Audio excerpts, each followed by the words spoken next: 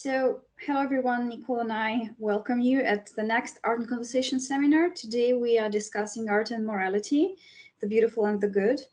As usual, we have two speakers which will give their talks, and after that we'll have a discussion, and during the discussion everyone from the audience will have a chance to ask a question or leave a comment, which you can do either by raising your virtual hand or writing the question in the chat, which Nicole and I will read later. So our first speaker is Anjan Chatterjee, a professor of neurology, psychology, and architecture at the University of Pennsylvania. He explores beauty, language, cognition, and the brain using converging evidence from behavioral neuroimaging and lesion studies. Professor Chatterjee is the founding director of the Penn Center for Neuroaesthetics. He published a book, The Aesthetic Brain: How We Evolved to Desire Beauty and Enjoy Art. For his contribution to the psychology and the arts, he received the Norman Geschwind Prize in Behavioral and Cognitive Neurology and the Rudolf Arnheim Prize. Thank you very much for accepting our invitation, Professor Chatterjee. We look forward for your talk. Please feel free to share the screen whenever you're ready. Thank you very much, and thank you for this this invitation. Let me see.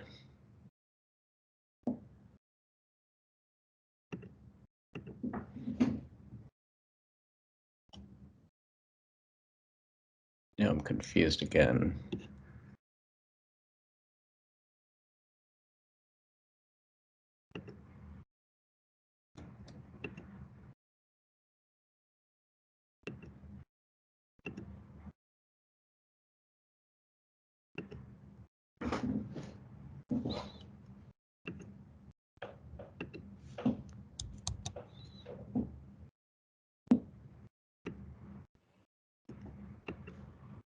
Here we go, finally. Mm-hmm.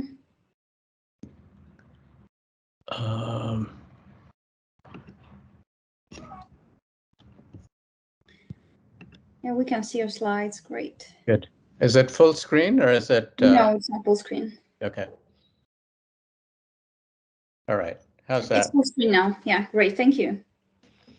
All right. Thank you again for inviting me. And as I have mentioned to Nicole, that much of what I'm going to talk about is not art per se, and in part because I'm an experimentalist and there are relatively little experiments that have been done, and certainly not in my lab, that speak directly to this question with respect to art. But we are designing experiments right now that follows from what I'm going to talk about. So the basic thesis here is to talk about beauty, and particularly human facial beauty, and the way in which that aesthetic values seem to get conflated with moral values when we apprehend people.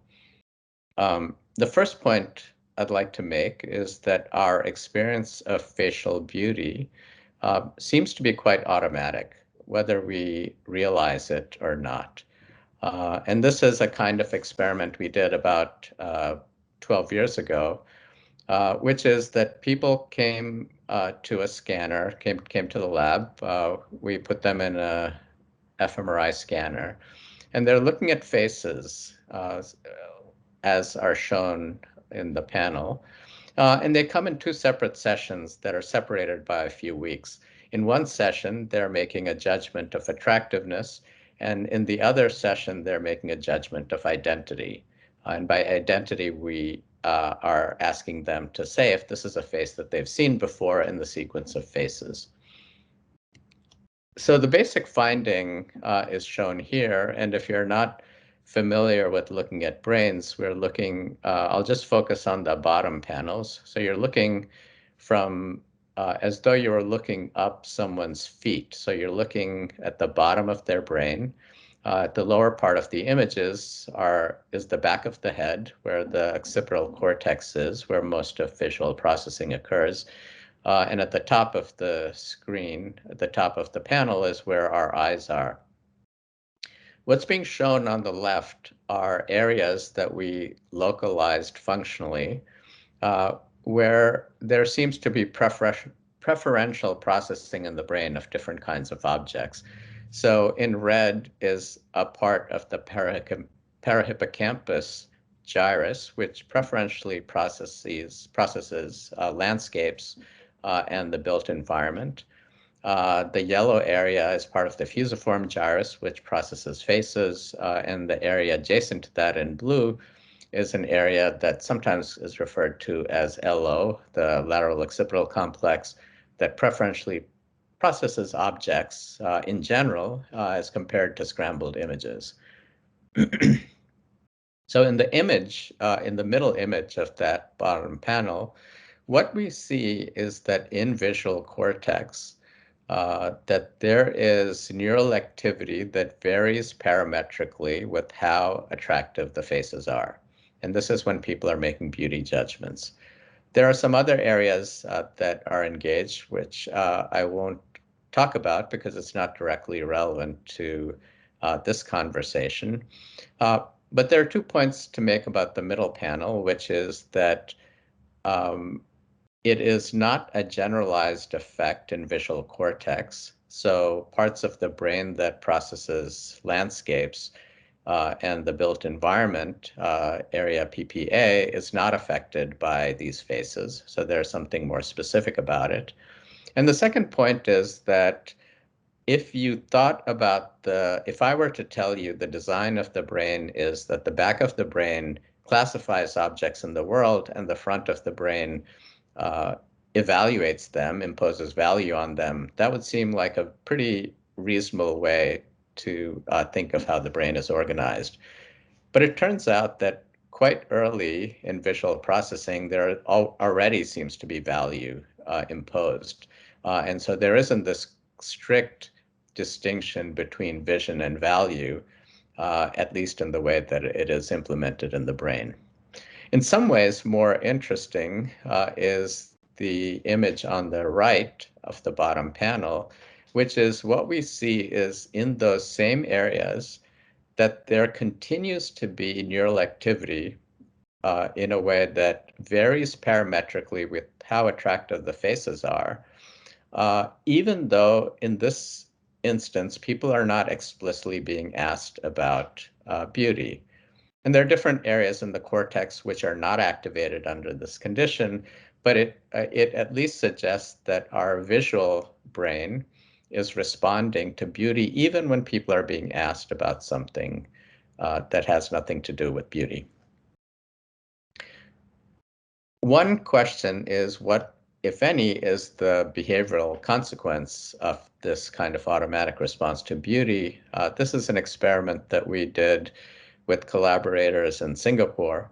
And it's a very simple behavioral task, which is that people are looking at the image, sort of the way you are looking at the slide. And it's a mouse tracking study where people start out with the tracker at the bottom number, and they just have to move their tracker to whichever number is closer to the lower one. So in this case, they would move from 41 to 40 rather than 44. The trick of the experiment is that next to these numbers are faces that vary in attractiveness. So these are faces, these are in the broad range of everyday looking faces. They're not supermodels. They were all normed to have attractive faces, less attractive faces, and kind of middling faces as well. What we find is, and the question was, the task is very easy. Everybody performs pretty close to ceiling on this. The question is, do the faces have an impact on how people are actually moving their limb? And what we do find is exactly that, which is that when the attractive face is at the distractor location, so not the correct response, people's limbs move subtly in the direction of the attractive face before landing on the right number, on the appropriate number, in a way that they're not even aware that this is happening. So it seems as though our motor systems in this case are being drawn to attractive faces without us even knowing that this is going on. And we have some other data on eye movements that I'm happy to talk about that suggests that the motor system that coordinates our eyes works a little bit differently than those that coordinate our limbs. So this is an example of how we think there's an automatic response in the brain to facial beauty, and that this has a downstream consequence on how our limbs are moving, even when we're either not thinking about it explicitly or not aware of it. Now, one way in which this kind of automaticity in our response to beauty becomes relevant is whether this has more significant consequences in everyday life beyond a subtle effect on how our limbs are moving. And this leads to, I think, the main topic of this conversation, which is that, as many of you know, there is what is referred to as a beauty is good stereotype. And in this case, the observation that has been made over quite a number of years is that attractive people receive all sorts of unearned advantages and privileges in life, which is that people who are attractive tend to be hired more easily. They are often given higher pay when they commit infractions. Attractive people are given lesser punishments. Students who are attractive are typically given higher grades unless it's a standardized test. And the effect sizes of these vary from study to study, but broadly, you end up seeing this kind of effect in a variety catalog of different kind of studies. So we were interested in a kind of corollary to that, which had not been explored, which is the effects of minor facial anomalies on our faces. I work in a medical institution, in a hospital, and we have collaborations with people in plastic surgery. And so one question that we had was, when people have minor facial anomalies like scars or birth defects or skin cancers, is there something analogous to the beauty is good stereotype, which is facial anomalies? Is there a facial anomaly is bad stereotype or a bias? And I'm going to tell you that the answer is yes, and show you the evidence for that. So the first was a large online study in which we showed that when people look at these kinds of faces, there is a judgment being made that people with these facial anomalies are less competent, less intelligent, less hardworking, less confident, less emotionally stable, and so on. And we've now replicated this a few times. And it is something that's worth keeping in mind, is that this is a message that is amplified or reinforced or perhaps created by our media to a great extent. For example, in most popular movies, in many popular movies, if you take Bond villains or you take the Marvel Universe, it is often the case that villains are depicted with facial anomalies, and this way the storytellers don't have to develop a big backstory on the characters, that the audience looks at these images and knows that this is a bad person. It's something we feed. This idea is something we seem to be feeding our children as well. So The Lion King, which is enormously popular, the only character in The Lion King that doesn't have a name is the villain, and the villain's name is Scar. So his anomaly is actually how he is designated, and this is what our 3 and 4 and 5-year-olds are being shown. It's the message that they get.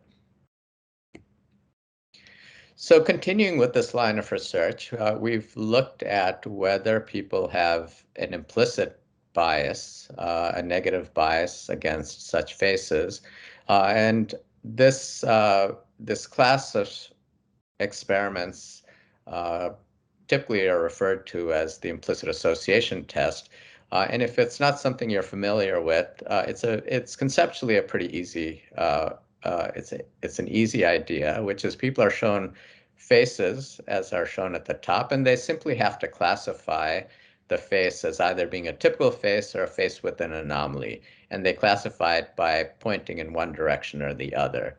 And interspersed with that are words, and they essentially classify the words similarly if they are positive words or negative words.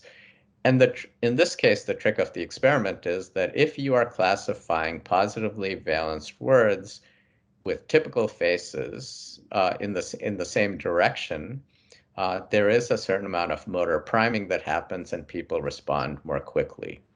If there is no association, there should be no reason to have any kind of priming of our motor system, and there should be no effect of the direction in which you're sorting either faces or words. It should just be random. So that's the logic of the experiment. What we end up finding, and we've also developed a questionnaire on people's explicit biases, and this varies. At least in this first study, there was no explicit bias among our participants, while there was a robust implicit bias, which is shown on the right. And in different studies, whether or not there's an explicit bias, in our hands at least, varies. But the point being that there is this robust implicit bias against faces with these anomalies. And another thing that you see quite often in this kind of work is that that men seem to be more affected by physical features of faces that they are looking at than women, and we see that quite consistently across a variety of studies. And so it turns out that this implicit bias also is stronger in men, and if there is a relationship between implicit bias and how people actually behave in the world, this has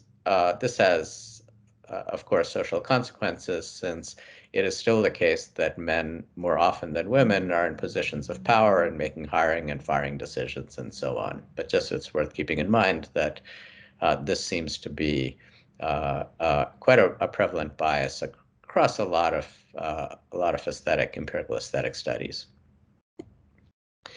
All right, so we had done one imaging study that I'm not showing to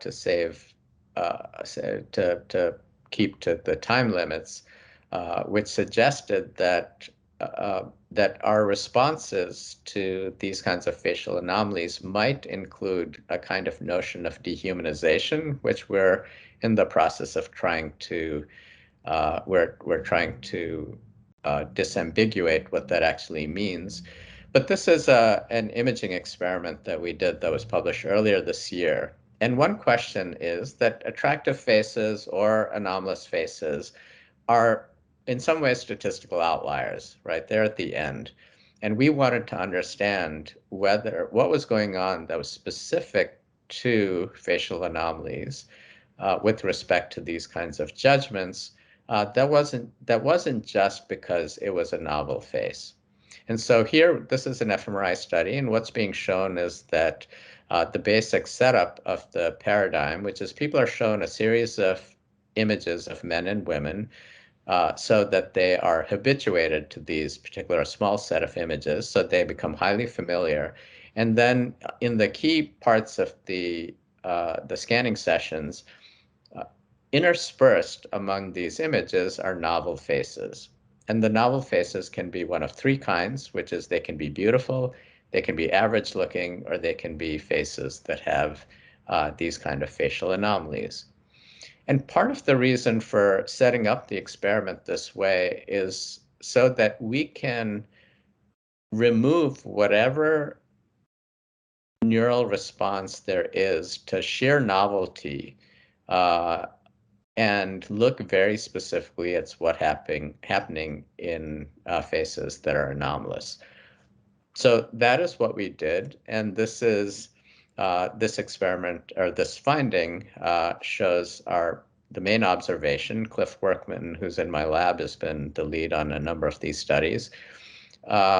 So the main observations are that in this area that earlier I talked about, the fusiform gyrus that is sensitive to that is sensitive to faces, in that area we see a response to anomalous faces that where this response is modulated by the degree of people's implicit bias.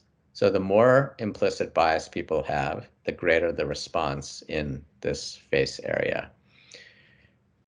In this another area that's of quite interest in the left amygdala, and the amygdala is an area that does a fair amount of emotion processing. In the early days, it was really thought as a fear kind of threat assessment area, but it seems to have more complicated functions than just that. What we find is in the amygdala, you also see this effect of the implicit association test, where people who have a greater bias have greater activity in the amygdala. And then there are a few other interesting observations, which is we looked at some aspects of individual differences. One is the way in which people respond. These are subjective questionnaires where they respond to indicate the extent to which they experience affective empathy, that is empathy for other people's feelings. And another is the just world belief. And the notion around that is that we all have certain notions of how the world works. Some people tend to think that the world basically is just and people get what they deserve. And that's a character, but that's at the one end of the extreme. And at the other is everything is random. You can't really predict how the world is going to treat you, and you're either lucky or you're unlucky. And people tend to fall somewhere along the spectrum of that kind of belief. What we find again is in the amygdala, excuse me, within the amygdala, that there is modulation of the amount of neural activity based on how people respond to these subjective questionnaires, which is people who express less affective empathy have more activity in the amygdala, and people who tend to believe that it is a just world, they're more on the end of thinking that people get what they deserve, they also have more activity in the amygdala. So it looks like our neural responses are being modulated by a number of social and perhaps cultural factors particularly around the notion that how one comes about to think that the world is just or not just is really based on people's experiences and the kind of cultures in which they have grown up and so on. So if one of the questions for us, excuse me, is how much of this is induced by culture, and how much of this kind of bias is built into our brains. And the argument for it just being built into our brains is that this response to facial anomalies could be something that evolved during the Pleistocene as an indicator, as a marker of pathogen sensitivity. So the general notion is that if you have these kinds of facial anomalies, it suggests that you might be susceptible to infections or actually be infected. And so there is a way in which one would want to avoid such people, avoid such contact, avoid mating with such people, and so on and so forth. And that this is not something that people are explicitly aware of, but is a bias that got built into our brain over the 2 million or so years of the Pleistocene, and especially in the last 200,000 years. So that's a kind of argument that sometimes gets made. So we had access, and this is through a collaborator, a psychologist at Penn named Corinne Apicella. We have had access to a hunter-gatherer group in Tanzania. These are the Hadza, and this is not published. We're in the process of finalizing the paper right now. But basically what happens is this is a group that has relatively little contact with non-Hadza culture. They tend to travel in groups of 20 or 30 people in different, referred to as in different kinds of camps. And what we did was we took images that Karen had collected from earlier field work and combined them in such a way that the physiognomy of Hadza faces was retained, but no one face here is someone who would be recognizable. And the reason for this is that there's a lot of interconnecting social interactions among these groups. So if we took actual photographs of people, there's a good chance that they might actually know who some of the participants might know who they are. And again, doing experiments in this kind of population is as much of an art as it is a science. And so the kind of questions we asked was, in terms of whether someone is good and whether they're competent. And this is, I'm happy to go into this in the conversation, but this is based on a kind of a notion called the stereotype content model, which is based on this notion that we end up, we often, when you first see someone you don't know, you have to make an assessment. Are they friend or foe? So that's an assessment of warmth. And then are they competent or not? Because if they're foe and they're competent, then you have to be especially vigilant, right? This is a kind of model that people have used for how we end up the early responses to someone who we don't know, in which we might start to bucket them in various kinds of stereotypes. So for the Hadza, what we asked is, if you look at this image, they're looking at one or the other. They have to answer the question of whether they think this person has a good heart, and that is our way of assessing whether they think the person is warm. And for the competence, we ask if they think this person is likely to be either a good forager or a good hunter. Some of the sex and gender roles are fairly organized or fairly segregated in this community.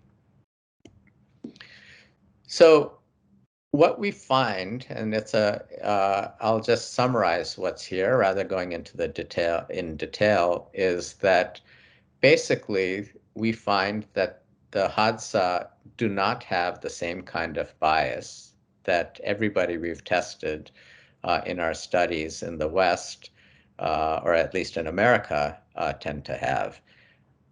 It is, however, moderated by the degree to which in this group, and this is 123 participants, the degree to which in this group they were exposed to non-Hadza culture.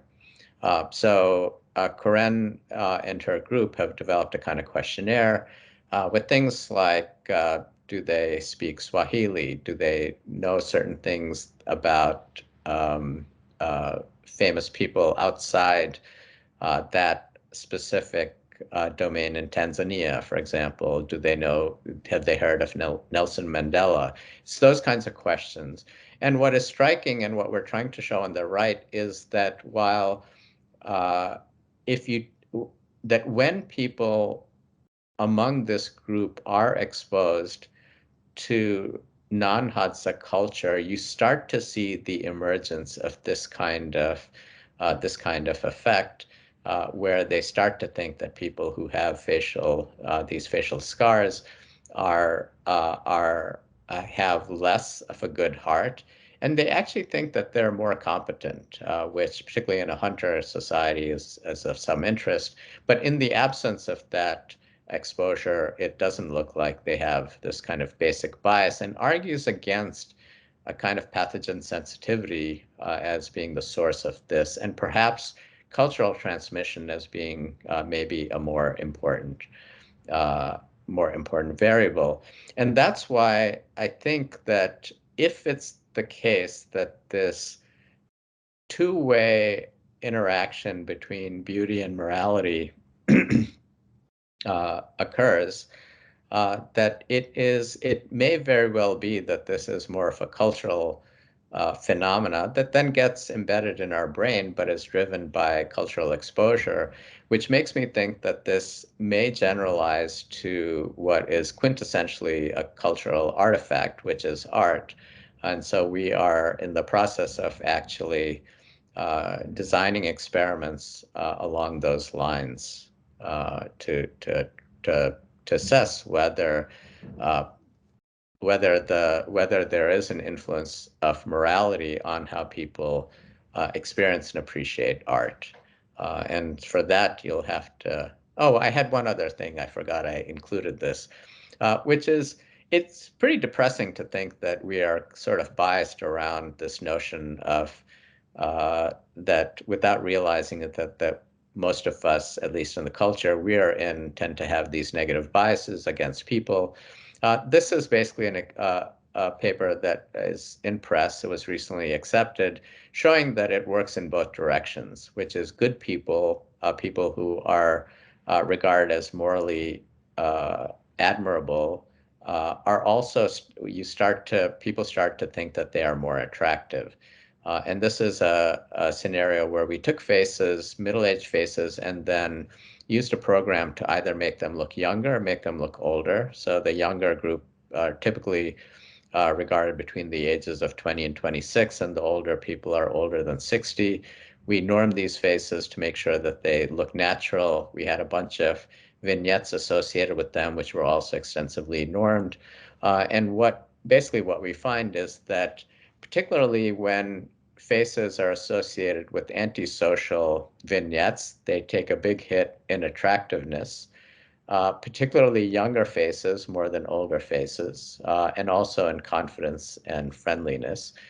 This is one instance where the effects of these vignettes does not seem to have a disproportionate effect on men or women, that men and women seem to be quite similarly affected.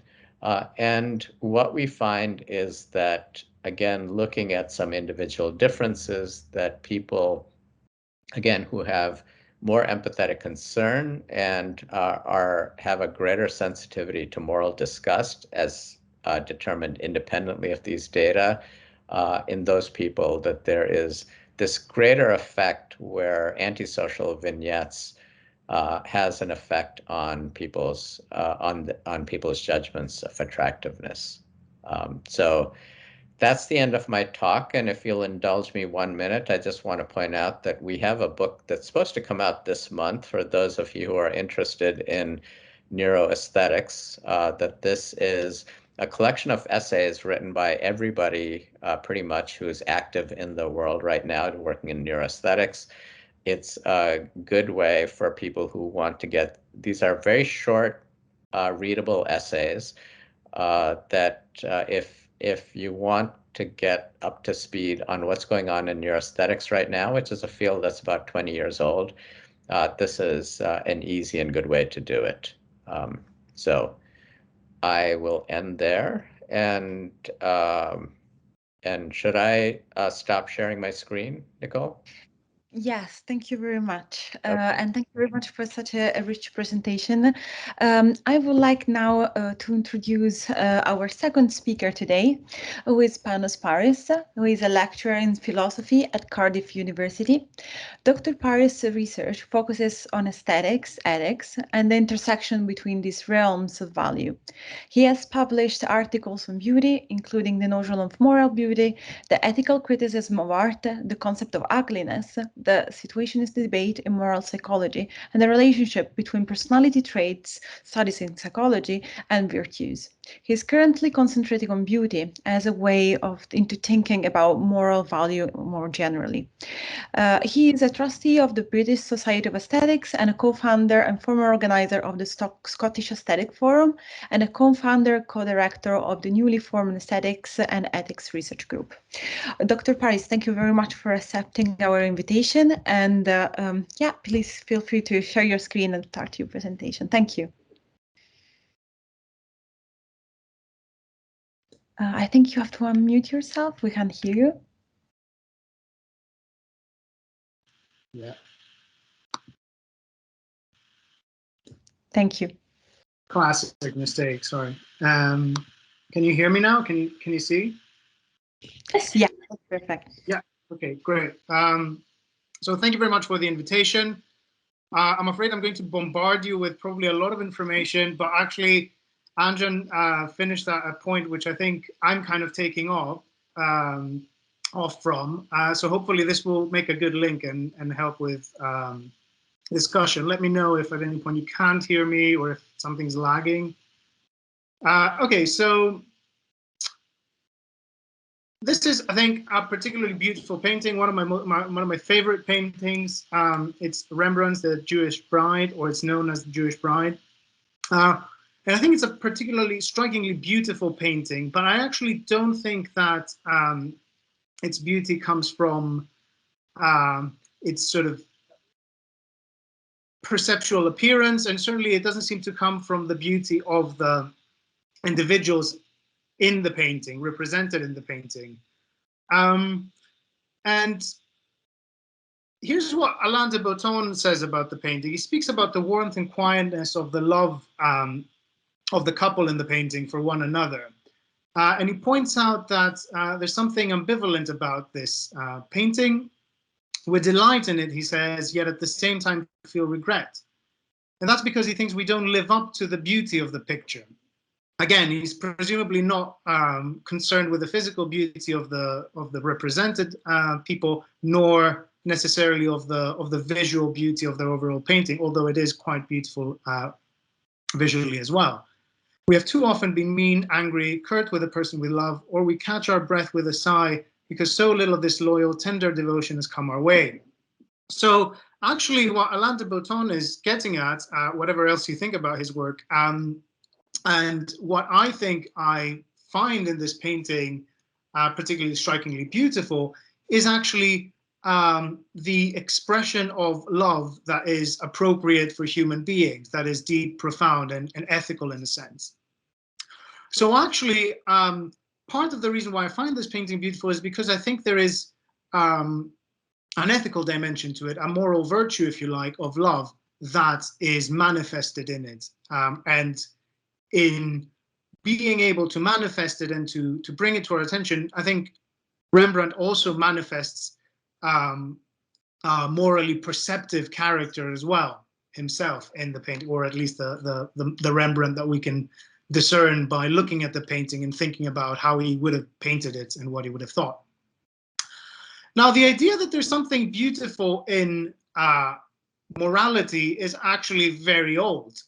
Sappho thought that the beautiful person immediately seems beautiful, right? The physically beautiful person, presumably she means, but the good person will also become beautiful forthwith.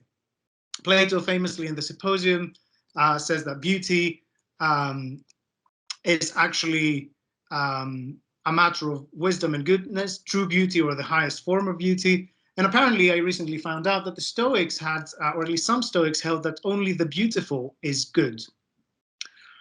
Now, ancient Greek philosophy has a particular problem because there's a Greek term, which is the kalon, for which we don't have a direct translation except beautiful and good at the same time. Although, interestingly enough, and picking up on what Anjan was saying, this term does seem to be quite not universal, but it's quite not the same word, obviously, kalon, but the concept behind it, the meaning of it, the combination of the beautiful and the good, seems to be quite widespread in cultures that are ancient, and especially non-Western ones. But I'm not going to go into the anthropology of it, as just worth pointing it out to see that link with culture. But even if the Greek term is perhaps a little strange to us, the 18th century British philosophers also held that morality is somehow beautiful. Francis Hutcheson says that virtue is a lovely form that excites our pursuit of it, and we have a distinct perception of beauty or excellence in the kind affections of rational agents. David Hume says that the social virtues must be allowed to have a natural beauty and amiableness, which, at first antecedent to all precept or education, recommends them to the esteem of uninstructed mankind and engages their affection. And Adam Smith the famous philosopher and economist, says that benevolence bestows upon those actions which proceed from it a beauty superior to all others, while the want of it, and much more the contrary inclination, communicates a peculiar deformity to whatever evidences such a disposition. Now, that link between the beautiful and the good was severed sometime in the 18th century. Edmund Burke, for instance, thought that to speak of virtue as beautiful is to confuse ourselves, to mess things up, and to also potentially mislead both ourselves and others by thinking of virtue and moral matters as matters of taste. Immanuel Kant more clearly, or at least his followers, because it's not evident to me that Kant thinks all these things, thought that we should definitely distinguish between virtue and beauty. And some of the reasons he gave for that, or his followers give for that, is that judgments of beauty are actually independent of cognitive judgments, and moral judgments are rational and therefore cognitive judgments. There are no rules for beauty, but there's rules for morality. And beauty is discovered perceptually and through feeling, whereas moral norms are discovered through reason, a priori. Right. Now, a lot of these concerns with mixing beauty and virtue can be dealt with depending on how we understand the claim. So here's what's called the moral beauty view, and was in the modern philosophical sort of world, it was brought back to life by Colin McGinn and Barry Scott, who is in the audience, and I'm sure we'll have more to say. So this is how God more or less understands the claim, that moral virtues are beautiful and moral vices are ugly traits. Now, let's understand this claim. This is a literal claim, right? It suggests that moral virtues are literally beautiful, right? But there are two versions of this claim, a stronger one, which basically identifies moral virtues with beautiful traits, or says that virtue is beauty. And a weaker version, which basically just says that moral virtues are beautiful in the sense that, you know, lemons are yellow, for instance. They're not yellow. Yellow is not identical with a lemon, but a lemon has the property of being yellow. So likewise, the weaker version only holds that moral virtues are beautiful. And if we think that, then we can escape some of the worries that the Kantians sort of put forward. So even if judgments of beauty are independent of cognitive judgments, you might think that, well, I can still find virtue beautiful independently of cognitive judgment. So my judgment of beauty could be just a sort of automatic reaction once I realize, perhaps cognitively, that someone is virtuous. And there may well not be any rules for beauty, right? I don't apply any rules in finding a virtuous person beautiful, even though there might be rules for finding them virtuous. The perceptual point is a bit trickier, but there are other things that can be beautiful, arguably, and aren't perceptible, like mathematical proofs, but I'll turn to that shortly. Now, once we understand the claim, the moral beauty view, as the claim that moral virtues have the property of beauty, right? They are beautiful. Then the trick, of course, is to work out how this is possible and what we mean by beauty here. Now, there's obviously no consensus over what beauty is, or we'll know that, but one common idea that I get from students in particular is that beauty is subjective, right? It's in the eye of the beholder. Now, that's fine, but it's just not going to get us very far, because beauty is subjective in this sort of relativistic sense, so that anything I find beautiful just is beautiful for me, or anything you find beautiful just is beautiful for you. Then straightforwardly, that claim is true, at least for me and you, if you actually hold that virtuous people are beautiful morally, right? Basically, if beauty is subjective, then to find something beautiful is basically for it to be beautiful, at least for the person who finds it beautiful. So let's make it a bit more interesting. There are two alternatives here. One, which is probably the most widespread sort of account of beauty, is as a response-dependent property linked to pleasure or some positive emotion. Nehamas has argued that beauty is the object of love, And Jonathan Hyde and others, including Rhett Disner, have argued that moral beauty in particular evokes the emotion of elevation. Now, we're not going to get very far by thinking about elevation, partly because elevation is defined by appeal to moral beauty. So it presupposes that there is moral beauty, and we're interested in figuring out, well, whether there is in fact such a thing in the first place. Love will get us mixed up in a lot of debates that I don't want to get mixed up in quite at this time. But the link to pleasure is very plausible and is one of the very few things that most philosophers agree about when it comes to beauty. What we don't agree about is necessarily what kind of pleasure, what link between the object that elicits it and the response of pleasure is. But we can assume basically that it's distinctive and recognizable, right? When we find something beautiful, we feel a pleasure that we recognize as pleasure taken in the beautiful.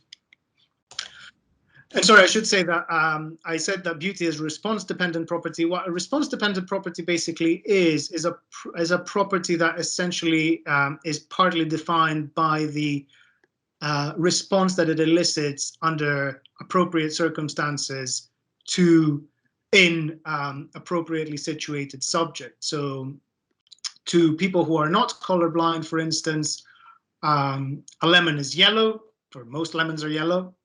And yellow is a response-dependent property because it's partly defined, at least in ordinary talk, by the kind of phenomenology it gives, which is the experience of yellow. So beauty is similar to that, except what the response it elicits is pleasure. It's also different to a property like yellow because it's an evaluative property, but I'm not going to get caught up in that. And another alternative, which is increasingly sort of discussed in philosophical aesthetics, is the notion of functional beauty, that something can be beautiful if it's well formed for its function. But let's start with the first alternative, that beauty is a response-dependent property linked to pleasure. Now, even Hutcheson, even if we go as far back as the 18th century, there is this kind of experience reported, right? Hutcheson says, when there's nothing grossly disproportionate in any face, what is it we dispraise? It is pride, haughtiness, sourness, ill nature, discontent, folly, levity, wantonness.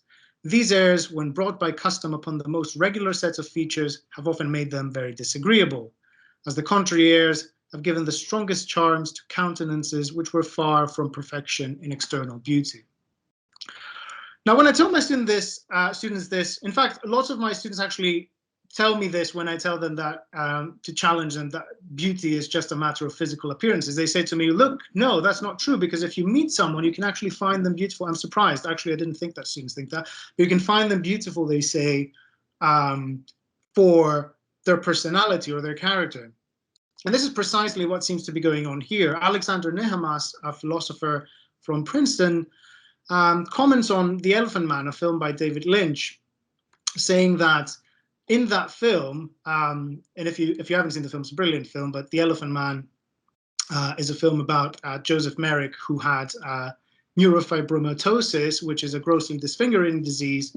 But in the film, we side with Traves, I can't remember his first name, but basically he's a physician who takes an interest in Merrick's appearance and wants to study him, but then he comes to realize that he's a kind, honest man, and that there's more to his person than his physical appearance. And as he gets to know him, he no longer seems to be struck by the disfigurations, and he comes to see him as at least pleasant to experience, right? And Nehamas makes the point that Lynch helps us see Merrick from Trave's perspective as well. He through manipulating the sort of glimpses that we get at the start of his face and his physical appearance, he begins to linger on in his appearance as we get to know him, and we too come to see him as kind, honest, and find him particularly attractive to experience, but not necessarily for his physical appearance, of course. So his looks, Nehemias points out, are no longer in question by the time we've come to know him better. So how could this be evidence for moral beauty? Well, one way to think about this is as an argument to the best explanation, which is a sort of standard argument type that most empirical science actually uses. So what we find from these kinds of experiences or thought experiments, if you prefer, is that physically ugly people can, upon acquaintance or continued experience, come to be experienced as pleasing or attractive, provided that they have a morally virtuous character to which we become familiar. Conversely, physically beautiful people can come to be experienced as ugly if they're vicious. And moral beauty, the idea of moral beauty, the idea that virtues are beautiful and vices are ugly, can be used as an explanation for this phenomenon, right? And if it is a good explanation, or at least if we don't find a better explanation, then it seems reasonable to accept it. So there's considerable evidence for the kind of transformation of experience just described, and Anjan actually gave us some more. So there's a lot of people who have been asked to, rate an individual's beauty before and after meeting them, or before and after seeing their face, coupled with a vignette that manipulates whether or not they are kind or not so kind. And what we see is that for the kind people, judgments of beauty almost unfailingly increase, and for not so kind people or mean people, judgments of beauty almost unfailingly decrease, whether or not the person in a photograph or in actual more qualitative studies in real life is in fact physically attractive or not. So what about the claim that this is a good or the best explanation available? Well, if it's a straightforward explanation, right? If moral virtue is beautiful and moral vice ugly, then no wonder our judgments of beauty of a person change when we get to know their character. But it might be that other explanations work better. So perhaps people are confused, right? So Anjan gave us some cases where people seem to be confused, right? Just because someone is scarred, they certainly are not a worse person. They're certainly not lazy. They're certainly not less trustworthy. That doesn't seem to be a plausible claim. Perhaps people confuse liking with beauty. Perhaps, what's going on is that, well, you meet someone kind and then you like them because they're kind. And then you also find them, or you say that they're more beautiful because you confuse liking with beauty. And perhaps they're again being subjected to some other sort of halo effect, special, a moral beauty halo effect. Halo effect is the change of judgments of one kind on the basis of an irrelevant judgment of another kind, in a nutshell. But these explanations don't seem to work very well. So there's evidence, for instance, that people are very often aware of the experiential shifts in question. Like if my students are right, and they were certainly aware of it, and they're happy to grant it. And people also report being aware of a kind of beauty experience in kind acts or good people in general. They say that this is beauty they experience, and they insist that this is the case, even after being pushed to explicitly pushed to make sure that what they're discussing is beauty and not, for instance, liking. So Rhett Dissner has used this beauty scale where it tells people to keep in mind that what they're asking, what the experimenters are asking about, is the experience with perceiving and feeling something to be beautiful. We're not asking if you like something. We're not asking if you think something is important. We're asking you if you feel it's beautiful. And based on these questionnaires, he's been finding that people do claim to find, kind acts and kind people more beautiful, and conversely for vicious acts and ugliness. But here's a problem, which might still tell us that people are actually confused. well, beauty seems somehow related to form. So this painting by Piero della Francesca very plausibly is beautiful, partly because of the organization and the symmetry it displays, the balance, and the balance of colors as well. And in antiquity, and for a very long time, until quite recently, in fact, beauty was identified, not just dependent on, but was identified with certain formal qualities like symmetry, order, and harmony. So we need to ask, what is form then, and what these qualities actually amount to in the case of something like moral beauty, if they're so linked to beauty. Well, there's no clear answer to what form is, but many assume, particularly people called formalists in aesthetics, that form is a matter of arrangements of shapes, patterns, and colors. Now, that can't be right. There are lots of things that seem to have form and that are referred to in formal terms that just aren't perceptible at all. These include works of literature, philosophical arguments, scientific theories, all of which can be called unified, complex, economical, and the like. And these things can also be beautiful, but there are also things that are generally beautiful and aren't perceptible, right? Like mathematical proofs and mathematical theorems. So G.H. Hardy says that the mathematician's patterns, again, a formal term, like the painters or the poets, must be beautiful. The ideas, like the colors or the words, must fit together in a harmonious way. Beauty is the first test. There's no permanent place in the world for ugly mathematics. And so we therefore, if that's the case, then either we need to reject the link between beauty and form, or we need to look for a different understanding of form. Now, if we reject the link between beauty and form, then there is no form problem anymore. Can we find a different way of understanding form? Well, I have argued for one, and I'm not going to be arguing for it now, but it's an evaluative account or a design-based account of form, which basically understands form as the collection of elements that are designed to realize an object's function or end, right? This allows for abstract objects to have form, and it also allows for objects that are functional to have form. And indeed, I mentioned the notion of functional beauty earlier. It allows them to be beautiful in a robust sense. Although again, this is not a sense that I can defend here. But this is a notion of beauty that is available in the literature, and I think is well founded. And this is the notion. It's that if an object is well formed for its function and pleases competent judges insofar as it is well formed, and its experience as well formed, then it's beautiful, right? In a sense. And it seems that moral virtues can satisfy these because they're complex psychological traits that are designed to realize certain ends, right? The human good, human cooperation, helping others, and that kind of thing. And they please people.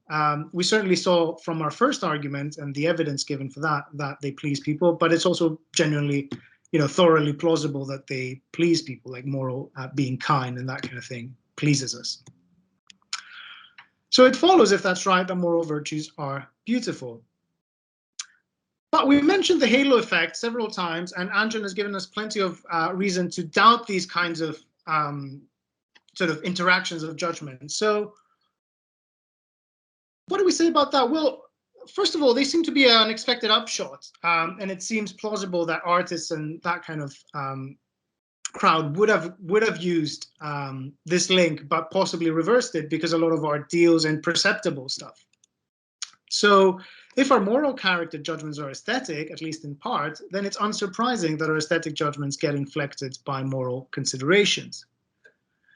One reason for thinking that the halo effect is failure to distinguish what should in fact be distinguished is that when we are,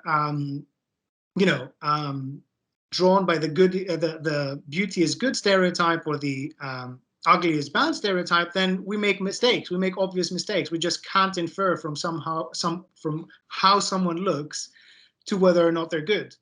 And we also treat people unfairly. But no such thing happens when we look at judgments the other way around, right, from the moral beauty view. In fact, on the contrary, the moral beauty view can enhance our moral and cognitive life. And if I have a minute, I'm just going to say a couple of very quick things about this, right? So if moral beauty exists, then perhaps some of us are not so sensitive to it, but taste can be educated. And so if we experience, if we expose people to this notion, then it might just be that they will become more sensitive to it. We mentioned sensitivity to disgust, for instance. That can be changed. Of course, it's also a personality thing as well. But if we can educate people to find virtue beautiful, and because beauty is supposed to be intrinsically attractive, right? We find beauty attractive for itself, then it's plausible that we can help instill intrinsic motivation for virtue, right? We can treat virtue not as something that will get us places, but something that's good to have and pleasant to have, and, you know, not just for ourselves, but for others, just for its own sake, because it's beautiful. And art, I think, can help us here, because as I suggested earlier with Rembrandt's painting, and as I think Ghirlandaio does in this painting here, art can present virtue to us under different guises and make it appear beautiful.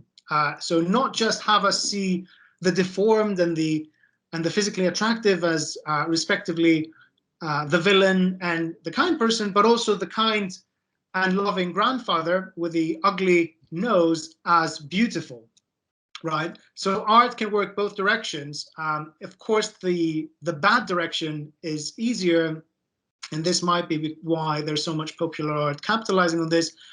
But the other one, the one that shows moral beauty, might be slightly harder, but certainly worth its salt and could enrich us cognitively and morally.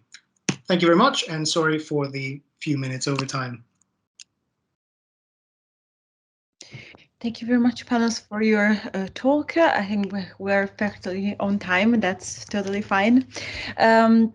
So yeah, we would like now to open the discussion, and so everyone who has a question can raise the virtual hand, and we'll be happy to call you. And yes, there's also the icon with a hand that you can use.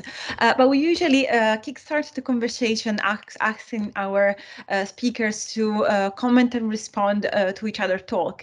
So perhaps, Anjan, if there is anything of the concept that Panos just discussed that you think it would be particularly resonate with your research, or Panos, if there's anything of the, I know you mentioned, you both kind of referred already to each other presentation, but Panos, if there's some of the empirical evidence that Anjan presented that would particularly resonate with your research, that would be great to hear your thoughts. Thank you.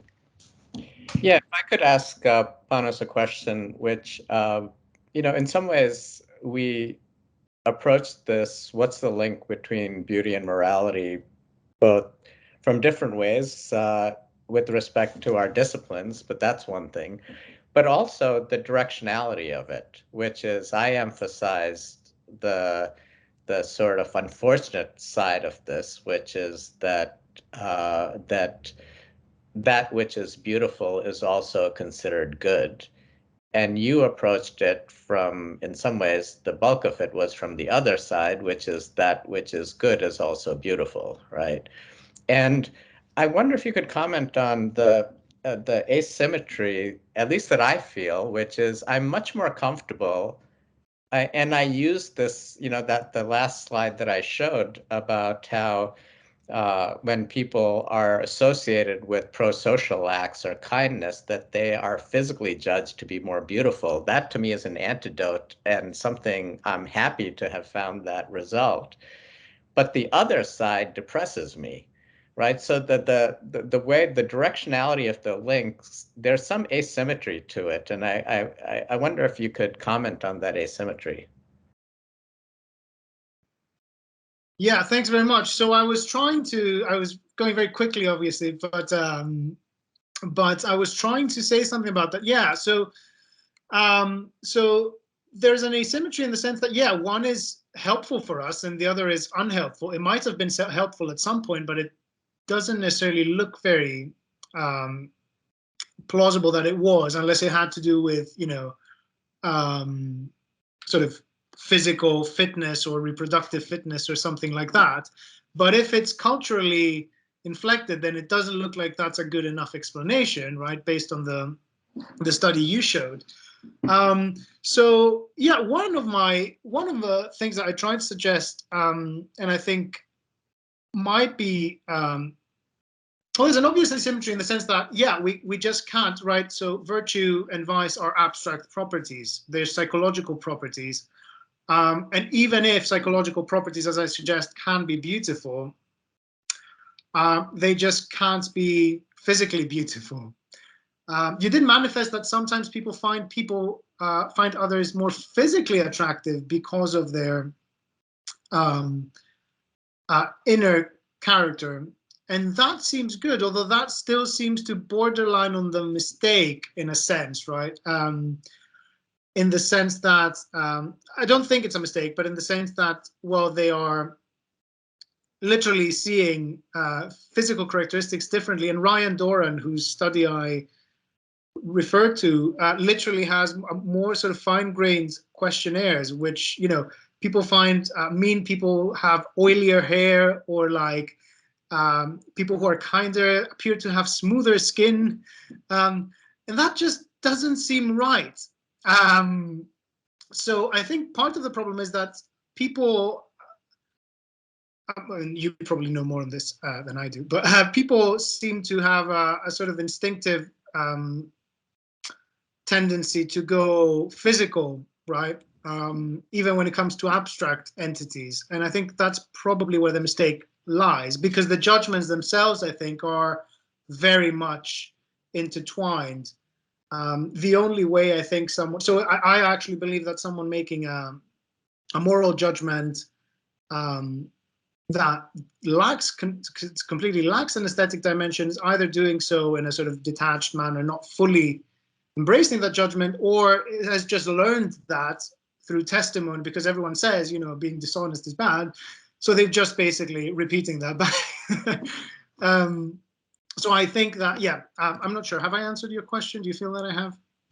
But yeah. the important asymmetry, I think, is, and I think this should also inform how we conceptualize this space, is that one thing seems to be bad, the other seems to be helpful. So if we can, you know, hone in and sort of prop up the helpful, then maybe we'll get to a limit, or if we understand it better, then maybe we'll be better able to minimize the bad. Yeah, I think that's right. I think at least is consistent with how we're thinking about it. It may be, you know, speaking to Ryan's sort of what he talks about, there is a way in which that can be a very concrete perceptual phenomena, could be reconciled with how a lot of people in neuroscience think about how our perception of the world works, which is that we are constantly sampling. That in the sense that every time our eyes move, we're suppressing visual information in a way that we're not consciously aware of, unless you poke your eye from the side and you see what happens, what your experience is when the visual world is moving across your retina. But every time you move your eyes, that's happening, and we don't experience that. So the notion, a common notion in neuroscience right now, is that we're sampling the world, we're simulating what we see, and that with each iteration, as new information comes in, our prediction based on the simulation is either borne out or not. And the error in that prediction is what allows us to update our view of the world. You know, and it's a kind of example that intuitively makes a lot of sense to people. You know, so I was walking down the street the other day and I sensed something moving, and I immediately thought it was a little animal, but once I looked at it, it turned out to be a piece of paper floating around, right? People have those kinds of predictions and errors, and then you update your world. And it very well could be that when you have a notion of someone being a good person, it's directing your attention to the features in the face that you're looking at, either, or if you don't think they're a good person, and that impression of them is actually the simulation that you're simulating what they're going to look like, and then you focus on specifically, like they have that really ugly wrinkle versus they have a really nice smile, right? That's why you start sampling. So, given that we find these neural responses are happening relatively early in visual cortex, it's almost certain those are top-down effects. So those top-down effects are probably, one account would be that they're guiding what we're sampling when we're looking at. So I just raised this, again, no experimental data on this, but the possibility that this is actually, it is very much of a perception that is being influenced based on these other moral judgments. Yeah, no, that makes sense to me. But it almost feels like, how our eyes correct for the things that they don't actually see, which is quite a lot apparently. It might be a very similar thing. I think Barry has a question. Oh well, a few people have questions. So yes, yeah. I can see that also David typed in a question earlier on. So perhaps I'm going to ask David to ask his question, and then I'll call Barry, if that's okay. Thank you. Okay, I'll do it. If you were to imagine your 10 closest friends, I can ask you to make a judgment about their morality or about their character, and you can do that. We meet hundreds of people, and it's impossible to know the behavior of them. And Anjan, Chatterjee, sorry for mispronouncing your name, you claimed that the Hadza have a small group, 20. And in which case, when you ask somebody about one of their people, about what character they are, then they're going to try and, well, they may think that question doesn't mean anything, because normally you'd ask a question about somebody's character and you'd know them, so you'd have an evidence base and you could go on that. Isabel Scott showed that for small cultures, so for cultures with small numbers of people in the group, then there are no negative stereotypes of facial masculinity, for example. And I think you're showing the same. There's no negative stereotype about scarring. So people that live in small groups and don't know many others can base all of their character judgments on behavior, on experience, so they can make an accurate morality judgment. Or so the point is that in the society we live in, we do make overgeneralizations. They're stereotypic, and we do that because we have no experience. So for people living in a small population, their entire character judgments can be based on evidence, and so they don't need to have a negative or positive stereotype. So I think you're saying that, but it just comes out of the fact that the group size is small in the Hadza. Yeah, so that's a great point. And just as an aside, I'm a big fan of your work, at least the stuff I know around Thesis. So very nice to at least nice to meet you too. Thank you. See your face. So, so the Hadza, again, I by no means claim to be an expert in the Hadza. That's why I collaborated with Karen, who is. And my understanding is that there are somewhere between 500 and 1,000 Hadza that travel around this large lake, northern Tanzania. Big number. And they're in groups, like the specific groups tend to be 20 or 30 people, and there's a lot of intermixing, like like many hunter-gatherer groups that they're cross marriages, people shift from one group to another, and so on and so forth. But your point is well taken, which is partly why, I don't know if that came across, Karen had a series of images of the Hadza from previous work, and we ended up morphing those to maintain Hadza physiognomy, but in a way that no individual face would be someone that because there was no person who looked like those faces, right? So the faces would not, like the possibility that it could be someone familiar, at least we tried to mitigate that. So it could be very well, from my point of view, it seemed as though two possibilities. One is as you're suggesting, that it's experiential for people, that they need to have some experience of the person to even make those kinds of judgments. But a kind of pathogen sensitivity argument would be that this is deeply reflexive, that if you see a facial anomaly, you're reflexively going to react to people in a certain way. And that was sort of the hypothesis that we were going after. And so, I mean, again, it's one study. We know that in these kinds of studies, replication, like who knows if this will ever be replicated or replicated correctly. But at least our attempt at getting at this to obviate one of your issues, which we were concerned with, was having these morphed faces. So none of them were recognizable. And I mean, the pathogen sensitivity arguments, which I've made in the past, is predicated on this very reflexive thing that presumably got bred into our brains during the Pleistocene when we were all small groups of hunter-gatherers. But I mean, the experience you can have, a scar is often after an injury, and we can all have a negative association with pain and injury. So that it's a whether we use stereotypes to make character judgments. I mean, the negative associations are going to be there throughout our learning as well as in historical past. Sorry for taking the floor too long. I'm sure there's many more questions. Thank you. Thank you, David, for your question. And yes, we have another question from Baris. Would you like to pose your question? Yeah, thanks to both of you. I enjoyed and learned from both of your talks. It's actually mainly a question to Anjan, though I think Panos might want to comment as well. It's just about a question about setting up the experiments in this way, because as I understand it, virtually all of these experiments involve photographs, still photographs of people. And then you might modulate the response by actually attaching a vignette or whatever. But one thing that strikes me is, of course, we're in a massively image-dominated society, even more so in the last 2 years probably than before, because of the pandemic. If you go back 200 years, no one had photographs at all.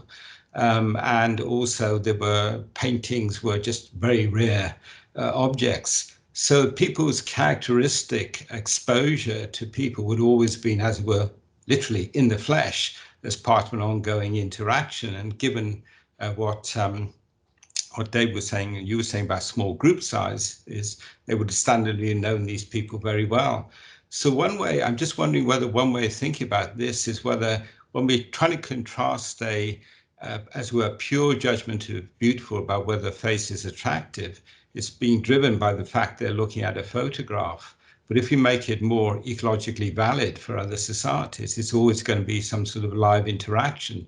So that judgment, aesthetic judgment, would, from the word go, really have part of its constituents, moral assessments of the person. So in a way, I'm just, and I'm wondering whether psychologists have actually handled this sort of problem, that maybe, think of these as two clearly distinct things may actually partly be an artifact of the experimental methodology. And a rather unusual fact about our society, we just have these large numbers of images and easy access. So as a thought, anyway, interested in your response. Yeah, I mean, you're putting your finger on a pain point for most psychologists, which is that we're always struggling with having experimental control, having a lot of trials. All of these are statistical inferences. Having a lot of trials and what their ecological validity is, right? This is always a struggle, and people try to take experiments out into the field, and then you make a different set of compromises there, which is how many trials can you have? What do you know about the people? The conflation, which is not necessarily a bad thing, but something to deal with, which is we experience people in a multimodal way. We make judgments of people's voices. Are people's voices beautiful or not? And all of those come into play. So I think the point you raised is true. Where I feel a little more at ease is thinking that everything I've shown is about quick first impressions. That is a starting point and not necessarily the final resting place of how you think about someone. but it might be a starting point because our first interactions with complete strangers is visual, and as biological organisms, we orient to the face. You know, infants shortly after being born will orient to their mother's face in a way that they don't for other objects. So faces are there's something special about faces. And so I take your point, and I would say that this is really about an initial impression that after that is vastly modifiable, which is what we're trying to show, how ways in which that can be modified. But the initial impression potentially has downstream consequences.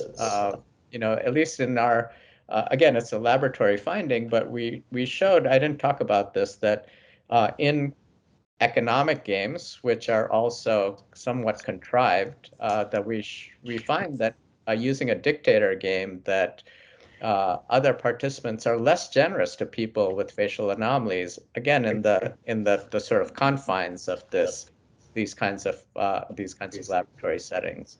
Now, to your point, is this actually what was ecologically a problem? Is it becoming more ecologically valid now, given, you know, here we are on, you know, having at this conference, just mostly looking at each other's faces, right? I can't smell what your office smells like if I were there chatting with you. And with social media and Instagram and how people are presenting themselves, that the self-presentation is largely driven by our visual faces. So it might actually be becoming more ecologically valid than it was 200 years ago. Yeah, thanks. I think that's quite plausible. So my question was whether or not it actually would go outside our peculiar cultural context, because statistically there are far more people alive now than ever before. But if you do it in terms of type of society, ours is a highly unusual one, very specific. I mean, one thing actually, just curiosity, I mean, one thing to try and handle this problem might be, maybe this has been done, having, you know, people watching, say, 30-minute segments where the very same actor actually acts in a way that is rather vicious, and in another film acts in a really kind way. And that would actually get over the initial impressions, but also build in the judgments about character. I mean, has that sort of study been done? Not that I'm aware of, you know, and I mean, it certainly could be done. There would be, you know, I mean, just to be clear, when we do these studies, people are looking at a lot of faces. And so as soon as you start increasing the time, you end up having a smaller sample size. So, I mean, those are just pragmatic compromises that people make. But in principle, certainly a study like that could be done. You know, you could have, I mean, and even avoiding videos, some people in developmental studies do this, having Confederates interact with participants in a waiting room, for example, that they don't know that they're part of the experiment, and do it that way. Mm-hmm. Thanks. Can I jump in here? Sorry, there are a couple of points I thought were interesting. So there are some studies, from the ones I've looked at, they're certainly not neuroscientific ones. So there's one which is quite old, which was based on videos by a teacher. And in one video, he seemed very nasty and kind of strict, and in the other video, he seemed kind of kind and helpful to students. And students' evaluations of his physical attractiveness. Of course, everyone talks about physical attractiveness, but I sort of, you know, hedged that point in my talk. But his physical attractiveness varies depending on which video. And there is another study, I mean, I can give you the reference if you want, but they're in my paper as well. The other study had a bunch of college students or something on an archaeology trip. And they did physical attraction ratings and other ratings at the start. And then at the end, and there was a striking one where was this one woman who was found really quite unattractive, and whose rating literally skyrocketed because she was very, very helpful in everything. And obviously, conversely, for people who weren't unhelpful and that kind of thing. So there are a few studies that are more sort of ecologically sound. But one other thing that is, I think, quite interesting with the age that we live in is that one thing I'm thinking is that obviously the fact that people talk of one another as beautiful based, and especially young students, based on Instagram, reconceptualize, even if they had the slightest tendency to see character traits as beautiful, reconceptualizes their idea of beauty potentially quite a lot. So that then they're just obsessed with that. There's actually a book by Heather Widdows who argues that beauty now has become an ethical ideal, by which she means physical beauty, the kind of Instagram beauty to which we are. And it's really interesting to me because she actually thought that the language people use who are engaged in that industry is moral language, which again brings us to this kind of muddle of aesthetic and moral features. But I thought it's an interesting point to raise. And actually, Evelyn Richards has written a book about how Darwin's theory in sexual selection itself was influenced by the invention of photographs and his interest in photography and that kind of stuff. So I think that's a really interesting point. Yeah, thanks. Just send me the references when you have some time. It'd be interesting. Thank you very much to everyone. I can see we're running out of time, but I can see that is it Rebecca that raised their hand? So if you have a quick question. Yes, yeah, hopefully it's quick and it's for both Panos and Anjan. So it seems to me that, as you said, there's sort of two sides of the coin, that a perception of goodness can influence attractiveness and a perception of attractiveness can influence goodness. To what extent do you think these might be positively correlated, in the sense that if I show a large effect of attractiveness influencing goodness judgments, I'm going to show an equivalent size effect in the opposite direction?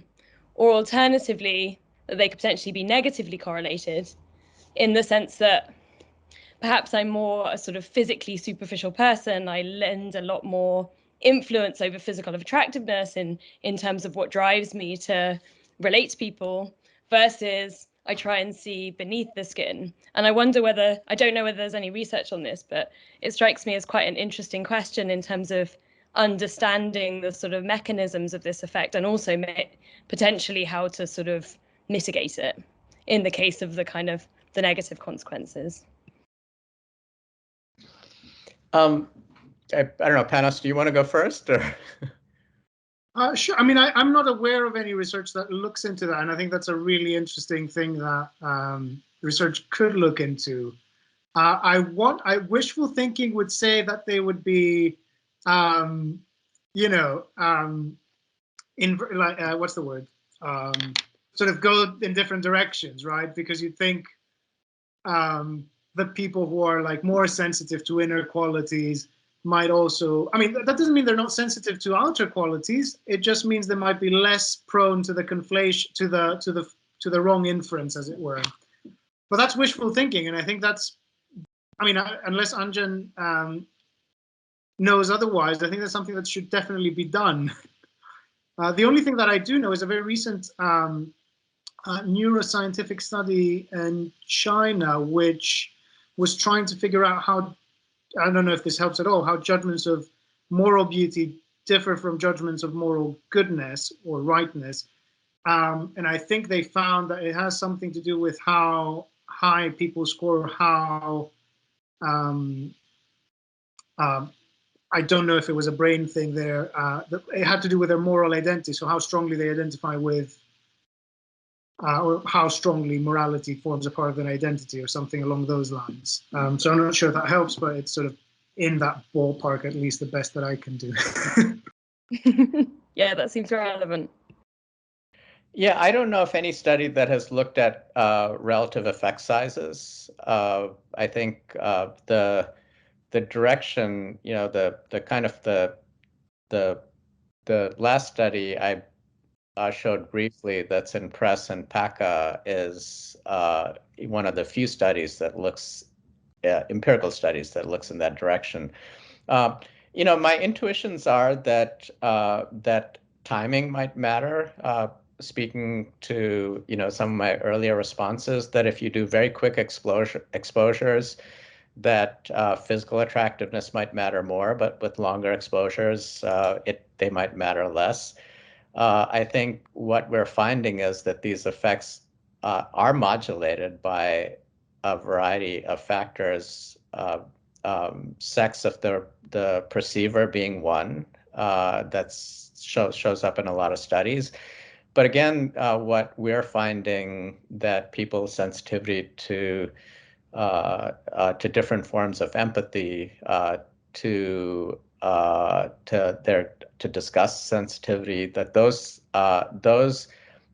just world beliefs, that these kinds of individual differences modulate the form and the degree of this conflation of values, which maybe, I don't know if Panos is uncomfortable in my using conflation, which is very close to confusion, but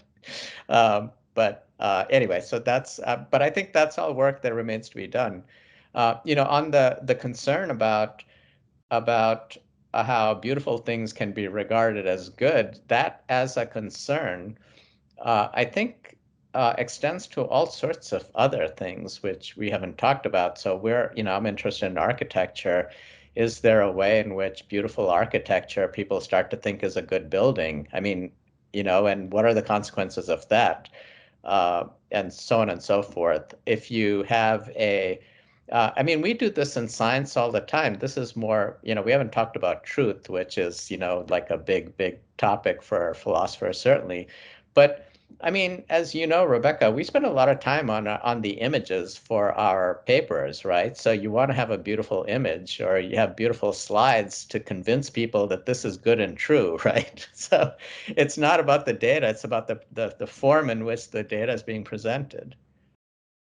Well, and yeah, it strikes me that kind of Bauhaus principle of design as well, that sort of form follows function, but that might be used in sort of insidious ways to make you think that a product works better just because it looks better. And yeah, there's probably research in that. But yeah, I think you're right. You can generalize this to so many contexts. Thanks. Yeah, that's really interesting. Thank you very much. And I'm aware we're kind of run out of time, but I just wanted to launch there a comment about art, because many of the topics we discussed in this session, I think will have, well, in the art domain, they do have an exception, because sometimes art kind of suspends the judgment. So the beautiful, what is beautiful and doesn't necessarily overlay with what is good. I'm thinking especially in certain movies, and I'm thinking about horror movies and characters in horror movies that you can find beautiful, but not necessarily they're being good. So in the art domain, I think that these will be very interesting to then explore further. But I'm aware we are running out of time. So perhaps, Marina, would you like to remind us our next seminar? Yes, so our next seminar will be next week, next Friday, and we'll talk about fiction and reality. So I hope to see you all there. And thank you very much for a very interesting discussion, everyone. Have a nice evening. Thank you. Thank you very much. I'm going to stop the recording.